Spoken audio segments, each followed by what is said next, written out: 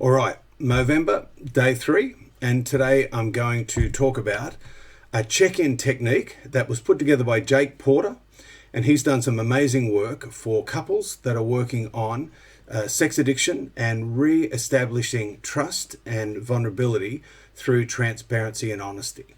So the safer check-in is put together by Daring Ventures. This is a Jake Porter company, and he's got lots of great content online. And so I just want to go through this as a helpful tool for couples. When you are trying to reestablish trust after there's been a breach due to sex and relationship addiction. So there's 20 types of sex addiction. So it might be it's a pornography breach, affairs, sex on premises, or a variety of activities and behaviors.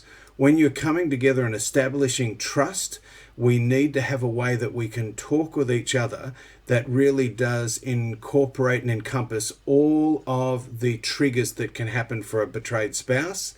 And an addict, if they're really wanting to regain trust, has to give this example that they can be sincere, that they can have ability, and then over time, if you do this well, we have shown this durability, and that will give us that trustworthiness, and that will allow our partners again to be vulnerable.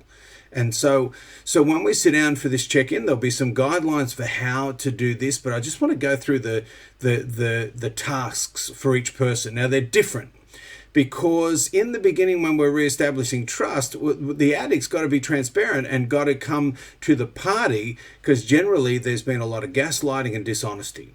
So the first thing we start off when we're checking in is around our sobriety. And we need to know what's our sober date, and we need to be very clear on this. And if you see a sex addiction specialist, they're going to help you establish what sobriety needs to be for you, because of course sex addiction is like food addiction. We will eventually be participating in sexuality, but we need to know what it is that we have actually got boundaries around and bottom lines around. And once they are established and shared with our partner, then we can just start with affirming our sobriety date. Might be the 14th of the 4th, 1986, and we are able to confirm that. And some partners will have accountability software on phones and geo trackers, and they've got some evidence of that for themselves.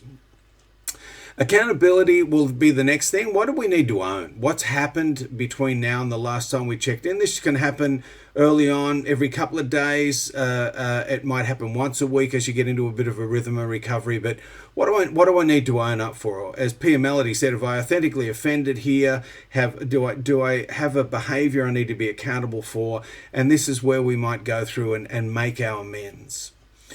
Feelings. Now, for addicts, the whole reason we were acting out is to sort of medicate and obliterate our feelings. So learning to have some sort of language around this in the beginning is difficult. Some of the treatment programs certainly keep to those basic emotions. I know the Meadows in Arizona will talk about passion and pain, love, joy, there'll be shame, guilt, fear, anger. And so we try and use simple terms to state, look, how have I, felt this week? Was there times I felt lonely, times I felt angry? We sort of give a bit of an account for ourselves. Great practice for us as addicts anyway, to be tuning into and acknowledging how we felt. What a partner will really want to know is, how are you going in your program? How are you going in your recovery? Because if we can't really answer this question, then we are largely probably white knuckling this. And every addict of any description has got stop stories. Every addict has stopped for a period of time. What we're expressing here is, what am I learning about myself at the moment in my recovery program through journaling, prayer, meditation, 12-step attendance of meetings or support groups, men's groups, women's groups, if you're a female addict here. What do I need to sort of give some sort of expression of how my recovery is going? And this will get you to tune into this yourself, and that's great practice. Patrick Kahn certainly talks about it. Pia Melody talks about it. Addicts aren't good at being able to follow their progress and see that they're developing. So this is a good chance to share that. And then the last piece is for my recovery I have. And so this would be, up till this day and going on for the next week. Is there something coming up? Is there a work meeting coming up? Are we going away for work? Have we got some unstructured time coming up? What do we need to let our partner know is happening in our recovery? How am I getting support for that? What's my plans for things? What's my fire drills? What meetings am I going to attend? How's my work with my sponsor going? There'll be all sorts of things here. If we can talk about our recovery here clearly, it will give our partners confidence. Now, of course, everything I've just said, if you are pretending, feigning, acting out and using this check-in to gaslight, then we're really in damaging and destructive territory. Because it's one thing to have to explain our behavior in the past by identifying an addiction, but it's another thing to hide that addiction in recovery. So if you just as a caveat here, if you're doing these check-ins at home and you're pretending to be well, please reach out and get support. Now, for the partners, as I said, it's a different story for the partners. On their side, what they're checking in with their partner is, what's my safety level? Right now in the meeting, sometimes just starting to do a check-in. Gosh, has my partner used this week? Did he use today? Is he just about to tell me something I don't want to hear? So we're looking at, well, what's my safety level today? And using that numbers between 0 and 10 can be useful. We then get a chance to also go back over the week and go, well, where did I feel safest? Where did I feel good? And it sometimes is good to highlight progress. Gosh, when we went out for coffee and I noticed I had your full attention, you weren't scanning, I really felt you were present. Wow, I felt really safe then. That can be a really fruitful thing to share.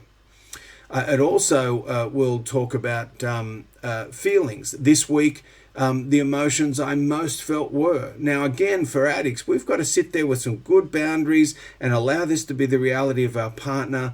Very often I hear addicts go, oh, my partner, we keep going backwards. She's never going to get this. She's always reactive and acting out. What we know with betrayal trauma is that they go to their midbrain, their limbic system, their fight, flight, freeze, fawn system to cope. And generally, a betrayed spouse is going to go to fight. So sometimes we're going to hear feelings here of anger and rage and real reactiveness. And I will do another version of Carol Jurgensen-Sheets' AVR technique for addicts to be able to remain present and be supportive when that happens. But it's a chance here for partners to express, what was the hardest time I had this week, when, what happened, and just allow them to debrief that and share that. And the other thing for a partner, they need to be able to say, look, here are my requests this week. I know that you've got tennis this week with John, and I'm a bit worried. And can we check in when you're at tennis? Can you give me a live photo with you and John, so I'm not worried that you might have acted out once upon a time in that forum and pretended you went there. So what might a partner need in their general requests for safety? Now, this check-in has got some guidelines that Jake takes us through, and here they are. We set a designated time for the check-in. Try and choose a time that you'll both be uninterrupted and not too tired. We don't want to sabotage this by putting it right at the end of the day. Can be hard when you've got kids, but to try and find a place where you've got at least some energy and some bandwidth for it. Plan ahead for the check-in and be prepared for what you're going to say. This is especially for addicts, but I would say with working with betrayed spouses, knowing what you need to say. So if you do get a post-traumatic stress sort of reactiveness, you've sort of got, where to come back to because it's written down. And I certainly let addicts know that if you can even journal, when you've got check-in, journal your answers so you've got them there. Because what can happen is when we get in front of a betrayed spouse that might be likely to fire up and get really angry and be triggered, it's really good for us to be able to know what we need to say and so we're not derailed. And this is especially important if you've got developmental trauma and that was one of the sort of predispositions for your addiction, then if they go into fight mode, flight mode, freeze mode, and if they flip their lid, to use Dan Siegel's sort of hand model of the brain, then we're likely, so I'll get my hand there, to flip ours, and now we're playing limbic ping pong. So it's really good to be prepared, know what we're going to say. It'll greatly enhance the experience by making it more thoughtful and meaningful. Decide whether the addict or partner will share first. Sometimes the partner feels a lot safer going, okay, tell me, what's the sobriety date? They might want to know it. But as you get more comfortable doing this, the partner might say, listen, I'd like to share first. I'd like to share my experience this week. So check that out before you start. The first person will share his or her complete check-in. The second person will share their complete check-in. While each shares his or her check-in, the other should try and use the talking or listening boundaries if they respond. So this really is, again, only I've got the right to determine what's true or not true for me. Same goes for you. I need to note the impact of my behavior on you.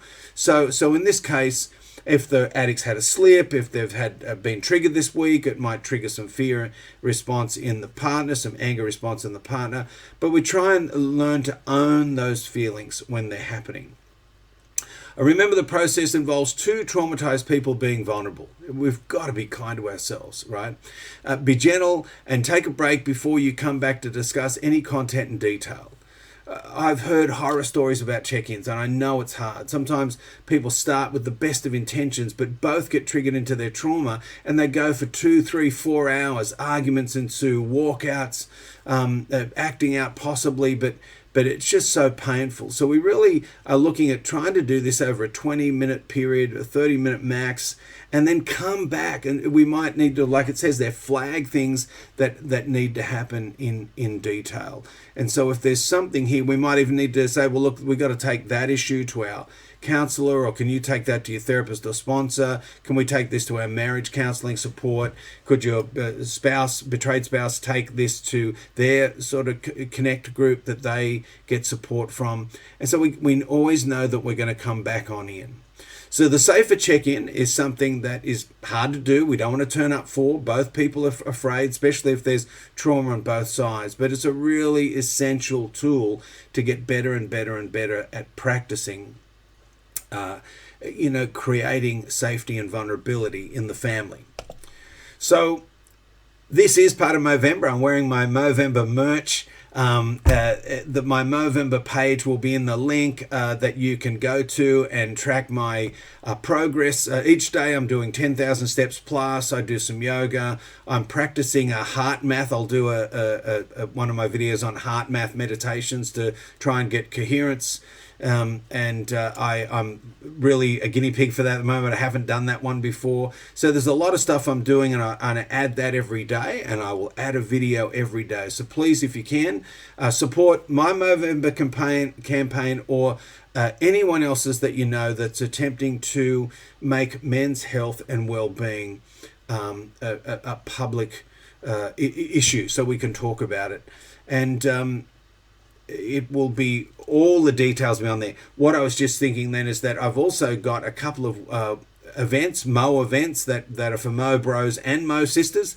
One is for John Lee coming up. One is for Alexandra Katahakis on healthy sexuality. John's talking about his men's literature, his flying boys relational literature. So there's some great events coming up. Be gentle with your heart. And I really look forward to doing day 4 tomorrow. Take care.